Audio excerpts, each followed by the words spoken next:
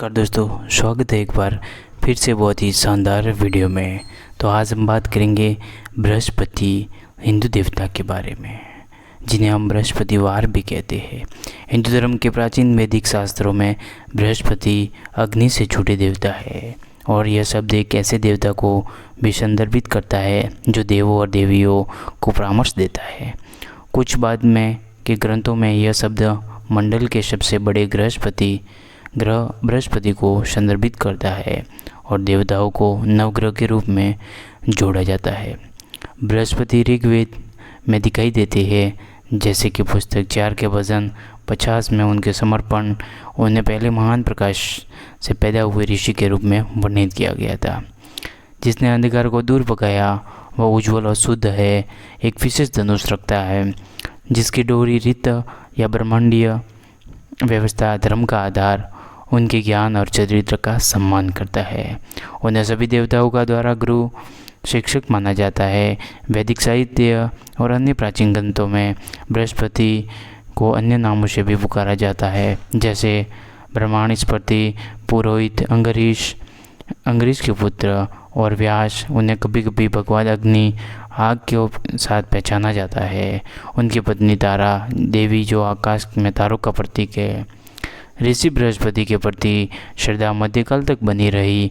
कई धर्मशास्त्रों में से एक उनका नाम रखा गया है, जबकि बृहस्पति स्मृति पांडुलिपियाँ आधुनिक युग में नहीं बची है। इनके छंदों को अन्य भारतीय ग्रंथों में उद्धृत किया गया है। विद्वानों ने उन उद्धृत छंदों को निकालने का प्रयास किया। इस प्रकार बृहस्पति स्मृति का आधुनिक पुनर्निर्माण किया है। जाली और यंगर ने इस तरीके से खोए हुए बृहस्पति स्मृति पाठ के लगभग 2600 छंदों को इकट्ठा किया। बृहस्पति स्मृति संभवतः मनुस्मृति की तुलना में एक बड़ा अधिक व्यापक ग्रंथ है, और उपलब्ध साक्ष्य बताते हैं कि बृहस्पति स्मृति में न्यायिक प्रक्रिया, न्यायशास्त्र की चर्चा अक्सर उद्धृत की जाती है। बृहस्पति सूत्र, जिसे बृहस्पति सूत्र भी कहा जाता है, एक प्राचीन संस्कृत ग्रंथ जिसका नाम इसके लेखक बृहस्पति के नाम पर रखा गया है, जो भौतिकवाद नास्तिकता के सिद्धांतों के लिए जाना जाता है। इसके सिद्धांत गैर रूढ़िवादी भारतीय दर्शन के चारवाक स्कूल की नींव में है। बृहस्पति सूत्र की पांडुलिपि इतिहास में खो गई या अभी तक नहीं मिली। हालांकि पाठ को अन्य हिंदू बौद्ध जैन ग्रंथों में उद्धृत किया गया है। यह द्वितीय साहित्य आंशिक रूप से बृहस्पति सूत्रों के पुनर्निर्माण का स्रोत है।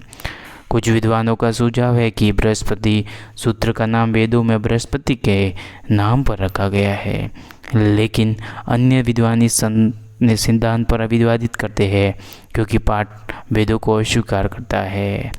इसकी पूजा के बारे में अगर बात की जाए तो ज्योतिष, जिसमें नक्षत्र मंदिरों की सूची भी देके,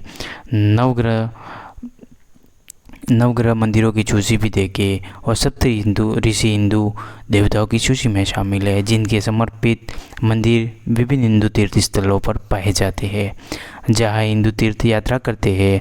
बृहस्पति के सबसे प्रसिद्ध मंदिरों में से एक तमिलनाडु राज्य के तंजौर जिले में स्थित है। बृहस्पति की प्रतिमा में उनका शरीर सुनहरा, उनके पैरों में नीली धारियाँ, उनका सिर चांद और सितारों के प्रभामंडल से ढका हुआ होता है। वह क्षेत्र के आधार पर अलग अलग वस्तुएं धारण करते हैं। दक्षिण एशिया के कुछ हिस्सों में वह सोम से भरा पात्र रखते हैं, कभी कभी एक पालतू बाघ के साथ। कहीं और उनके प्रतीक एक छड़ी, एक कमल और मालाएं है। पूर्ण उदाहरण अश्वत्थ है। बृहस्पति का विवाह तारा से हुआ। कुछ मध्य युगीन पौराणिक कथाओं में तारा को चंद्र के अपहरण कर लिया था, जिससे उनके एक पुत्र बुध का जन्म दिया। गुरुवार को बृहस्पति का दिन माना जाता है। हिंदू पौराणिक कथाओं के अनुसार गुरुवार को बृहस्पति पूजा करने से ज्योतिषी लाभ मिलता है।